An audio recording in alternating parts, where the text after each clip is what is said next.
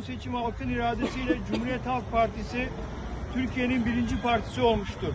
Milletin iradesiyle yükselen bu büyük güç halkçı belediyecilik anlayışıyla, ön seçim kararlarıyla, şeffaf ve adil yönetim ilkeleriyle iktidarın korkulu rüyası haline gelmiştir. Ve şimdi seçimle kazanamayacaklarını anlayanlar zorbalığa başvurmaktadır. Hedef alınan yalnızca Cumhuriyet Halk Partisi değil, milletin ta kendisidir.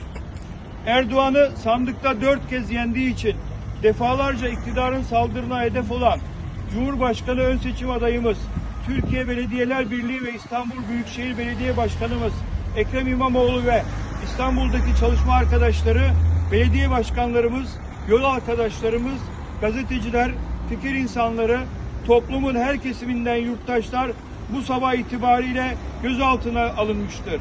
Bu bir darbedir. Cumhurbaşkanı İmamoğlu! Cumhurbaşkanı İmamoğlu! Cumhurbaşkanı İmamoğlu! Tayyip istifa! Tayyip istifa! Tayyip istifa! Tayyip istifa! Diktatör Erdoğan!